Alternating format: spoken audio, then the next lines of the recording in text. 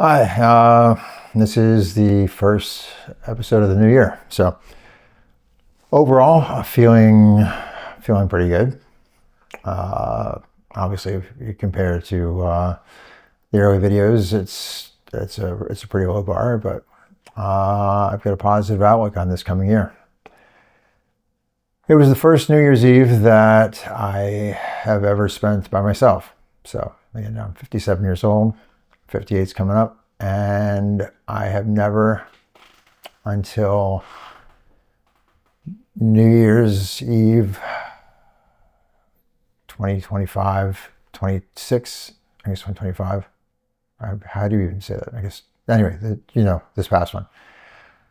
The first time I've not had another human being anywhere near me. I've not always gone out and partied. It's in the latter years, it's Melissa and I in the latter years being, got to be over 10 or more. We weren't looking for parties. We weren't looking to go out and do stuff. We just enjoyed the ritual of just being with each other, watching a ball drop somewhere in the world, related on when we would decide we want to go to sleep. Have a glass of champagne, maybe a glass of wine instead. I think it was usually champagne, but we would then hug and kiss, and maybe that, off to bed. And then before, partied when I was younger. Sometimes when I was a bartender, I would just volunteer to work because I'd rather make the money, and I still had a bunch of people around me, so it was just kind of like being a party when I was getting paid for it. So it was different. It wasn't as bad as I thought it would be, though. I guess I'm learning to enjoy my own company. So I'm getting a lot of practice at it now, but I'm not as hard for me to be around as I thought I was. Again, I didn't have much experience with this. So for New Year's Eve night, I decided, again, based on me coming back from the US, where I was saying, okay, I'm going to start taking a little bit better care of myself. I'm going to stop living like, I don't know, just stop with a complete scarcity mindset. I think that's what it's called. So I took a walk, went to the Christmas market, grabbed a cup of vin chaud, which is just hot wine, which I've talked about in the past. It just, again, it tastes good. It reminded me of my childhood, and of course Melissa. Didn't cry in this one, just walked around town with it. Then went and bought myself some treats for the evening. I got myself, I went a little bit more elaborate for dinner. I got myself a frozen veggie lasagna, which doesn't sound super appetizing. It really wasn't the best frozen lasagna I've ever had, but I didn't know until I tried it, and so it was more than I was usually spending on my dinners these days. And I stopped at a boulangerie, and I picked up a little dessert for me. It was something that I thought Melissa would like as well. A nice little raspberry tart. And I went into the liquor store and got a bottle of champagne. And again, I don't know that much about champagne. When I was younger, I didn't really care for it that much. It was okay, but now I actually kind of like it. But I still don't go out and buy it often. I don't know enough about it. You can drop on the names. I don't know, like Dom Perignon and Tattingers and Moet and stuff like that, but what do I know? So I asked for help, and the woman had just started off describing one that was based on Chardonnay, and Melissa loved Chardonnay. That was her favorite wine. So I'm like, okay, don't even go any farther. I'll take that one. So I did, and it was good. And yeah, so I waited for the evening to come along. What happened? So made dinner. I decided to start a new, this is more interesting than what I have for dinner. So I decided to start a new ritual. And I'll probably carry this into years from here, because I actually think it was kind of interesting to me anyway. I've thought about doing this earlier in the year, but I just never got around to it. Figured this is the perfect time to do it. I wrote down on a piece of paper the things, the feelings, the emotions that I wanted to leave behind. The things that just are exaggerated in 2025, and I really don't want to be a part of me anymore. And so then when I was done with that, I crumbled it up. I took it outside with a box of matches that I bought at the same time I bought my groceries. And I burned it. I burned it outside because I didn't want all that smoke in the house. So I burned it outside, and I made doubly sure that every single piece of it got burned. There was nothing left. There wasn't a single. I was on a yellow legal pad. I made sure that there wasn't anything yellow left. Nothing. I wanted no survivors from that. From my leave behinds. And then I went in, opened the bottle of champagne, and started drinking. Put on a movie, watched The Greatest Showman. It was a musical. Melissa hated musicals. I like them, but I just wanted something that I didn't have to think too hard about. It was upbeat, and that met both criteria, and it was good. And like everything, I cried during it. Not as much as a movie I saw a little bit before that one, so I forgot about that. But yeah, so it was good. I stayed up. I made a phone call, sent out a bunch of texts, and yeah, that was pretty much my first ever New Year's alone. I thought it was going to be a lot harder than it was, and luckily it wasn't. Would I like it to? Of course, I would like to have had my wife with me, and yeah, because then I would have been able to share the bottle of champagne, which ended up empty anyway. But I would rather have woken up having split it. Luckily, I wasn't really hungover, but it was a good bottle of champagne. So the next morning, this is significant, I think.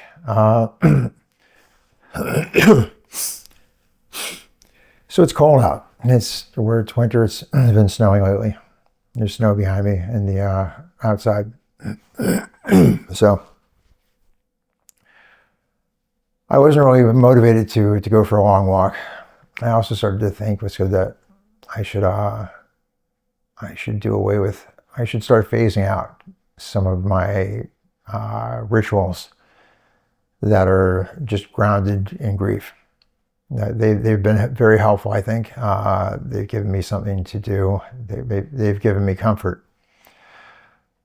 But at this point, moving forward, I think I need to make some changes. And they don't have to be radical, and I don't have to do them all right away. But I figure I'm going to, and certain things were kind of not happening on schedule. I'm like, okay, it's supposed to, oh my God, like, what am I doing? Why am I not living up to this grief ritual? I shouldn't be beholden to it. Again, I'm intending to live a lot longer. I don't know if that'll happen. Again, it's not in my power, but I'm going to do everything in my power to be healthy and to live a good, long life. So, as opposed to getting up and going to the bench, which I do all the time, I decided to just lay there in my nice, cozy, warm bed, and I started talking to Melissa there. And the big part of this topic was that, like, at one point in our relationship, or at multiple points, we would have conversations. Obviously, 24 years, we had lots of conversations, but this one thing would be brought up in the later years, and we would like affirm with each other that we're together because we love each other, and that we want each other, not that we need each other. That if one of us were to pass away or one of us were to leave the other one, the aggrieved one would be sad, but they'd get over it, and it would be awful, but we were together because we loved each other, not because we needed each other. Now, when she died, I thought about that, and I'm like, okay, I was completely wrong. Apparently, I undersold myself or oversold myself or whatever. I just realized that I was absolutely wrong, and how am I going to possibly live without her? I needed her, and then I finally, the other day, that New Year's Day morning, having this conversation. I didn't plan for it to go there, but as I was speaking out loud, talking to her, that came up, and I thought to myself, it's hard to say. I know what I meant. I know that she knows what I meant. But even so, the words coming out of my mouth were difficult to say that I don't need you. I just love you, and that I want you. And then I thought to myself about the want. Again, this is who I am. I over-explain stuff to myself even. The thing about want, at this point, I'm thinking wanting her is selfish, because she's in a place right now, again, since I've cracked wide open into spirituality. Again, still, religion still is not my jam, and what's good, I'm sure that people can parse this whole thing one way or the other, that spirituality is religion. It very well may be, but it's not any particular organized religion. I'm not of the mindset personally. Whatever works for whoever. Again, I never really paid too much attention to spirituality in general. But now I'm wide open to it. And I was thinking that wherever she is, I'm assuming that it's much better than here. In the respect that I would assume that there's no pain, there's no suffering, and all that kind of stuff. So that's the reward we get for being here. And why would I want her to come here just so that I could be with her? And if I die of old age, looking historically at my family and whatnot, then I've got 30 and change years. Again, anything can happen between here and there, but that's not the point. So if I live a full old life and I get another 30 and change years, that's a drop in the bucket. It's not even worth mentioning in the grand scheme of wherever it is she might be. So why would I want her to come back here when it's not even a blink in the grand scheme of things? It'll feel like forever to me, but in the reality, it's not. And so it would be selfish. It'd be selfish to really want her back here. Like, I want to be with her, but I know I don't want to speed up the process, unlike early on in this journey. So,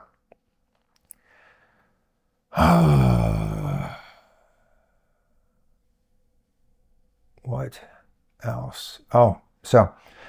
You may have noticed if you're, maybe you don't, because whatever, no one really cares.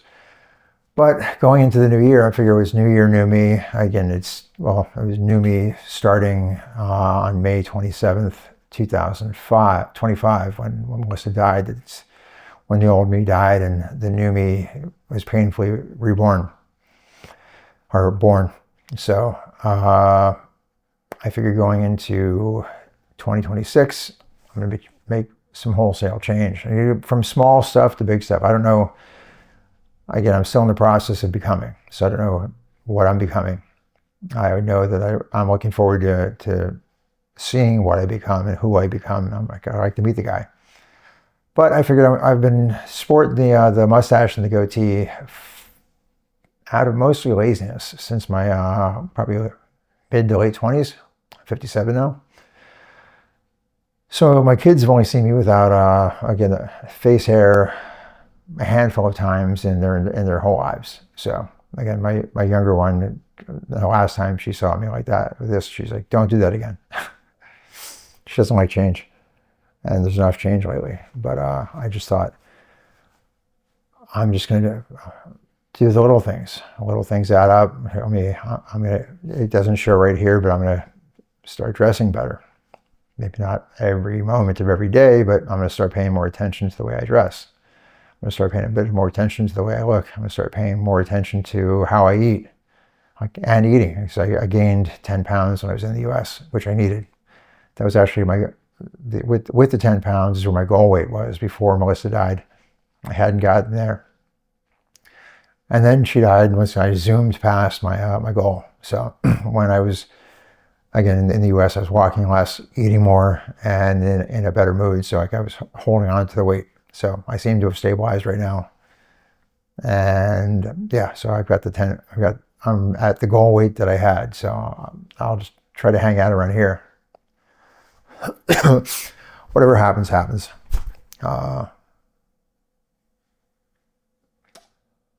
What else? Okay.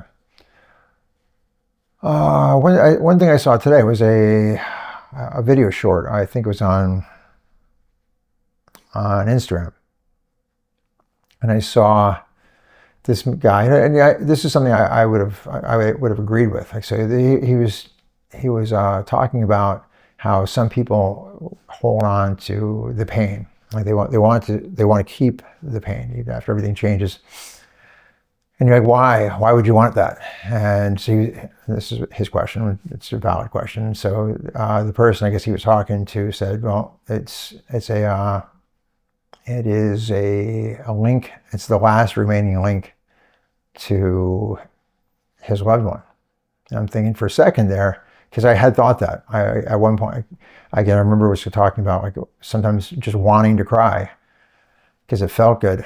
It does sometimes, and I don't hold it back. It just comes anyway. So trying to hold it back would be silly. But at one point, I did think was because okay, I want to hold on to the pain because it reminds me of her. But I then a second later thought, well, that's personally. This is everything I say is what I believe. So I'm like, personally, I thought it was nonsense when I gave it a second's worth of thought, because no, what I have and will always have is my love of my wife, my heart, my soul, again, the best thing in person and experience I've had in my life, and I had 24 years of it. So yes, I went through excruciating pain. I'm still climbing out of the hole. But I have my love. That hasn't gone away, and I'm going to have it forever. If somebody comes along, and I hope that at some point in the future, I get to share my life with somebody that that I don't know, that's right. Not just anybody that comes along, but that somebody else will come along, and we'll both be in a place where we can share the rest of our lives. And I'm sure early on, there's points just saying that you feel a little twang of guilt, but I don't need to hold on to that guilt, because Melissa wanted me to move on, just as if it's not move on, that she wanted me to have a fulfilling and happy life, and I would want the same for her. So it's not that I'm betraying her. Like I don't believe anybody, personally, again, this is me, I don't believe anybody needs to go into a cocoon and just live sad for the rest of their life. Like nobody should want that for anybody. And I can remember growing up in the Bronx, seeing the little Italian ladies walking around and just dressed head to toe in black. And I'm thinking, okay, I knew immediately that meant that they were widows. And at that point, like with that, they're like, they've got nothing to look forward to. Like they're going to just walk around always dressed in, I think black is cool. It's like the Manhattan uniform. That's, if you want to wear it as a style, rock on. But to be considered forced to wear this and use it as a uniform to show people that you're a widow or a widower, it's usually more on women. And that you're untouchable, and that you won't. Why? That's awful. Like, and who would want that for anybody? Seriously, like if you had I don't know. If you again, this is me.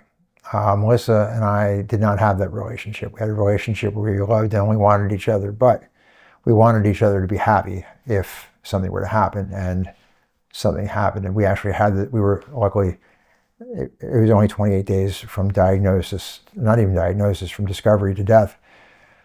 We had enough time that we were able to have conversations, and I know that she wanted me to live happy, and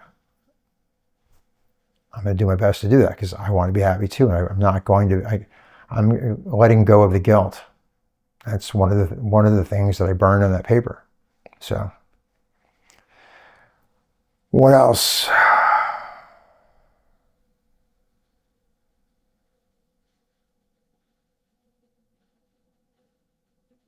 I don't know. I think that might be it for now. So, moving forward. Oh yeah. So, again, I'm open to all sorts of stuff, and yeah, the idea that it's like astrology has never been my thing, and the only thing about astrology I know is my astrological sign is Aquarius. So I've always been trying to be more logical, and again, just why spirituality wasn't working for me, and any non evidence-based thing I wasn't buying. So now that I've opened the door to spirituality, I'm still not 100% sure how much I believe, but I am open.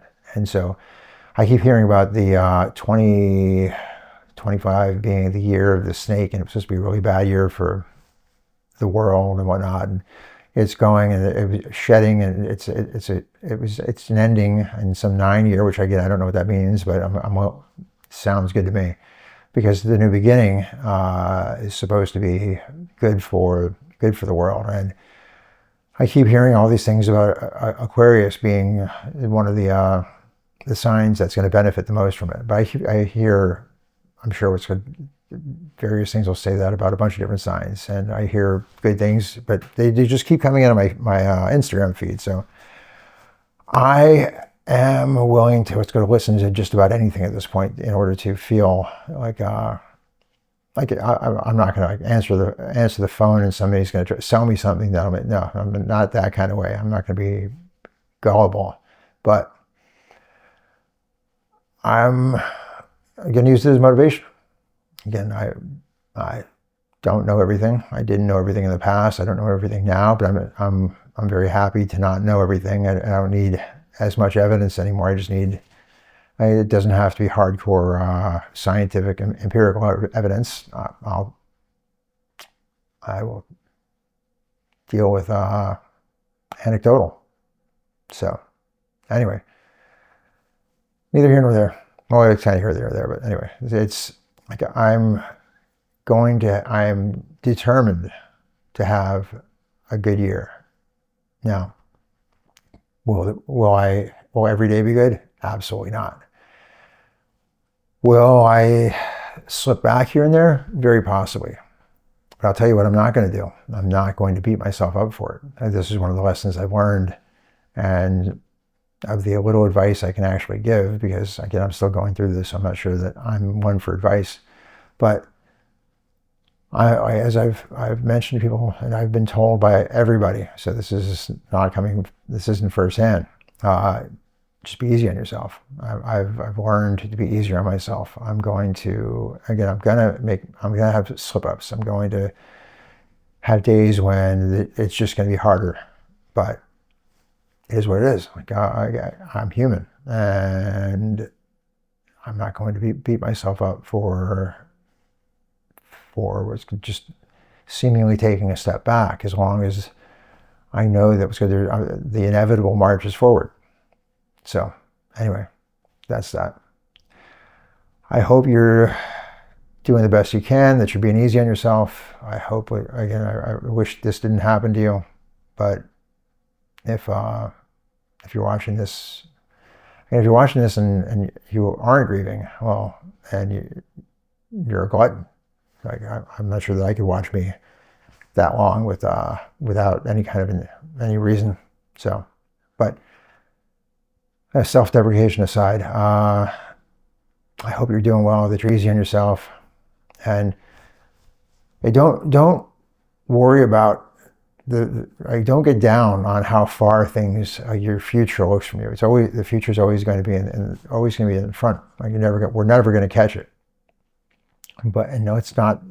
Let's not get down on ourselves for seemingly having a long way to go.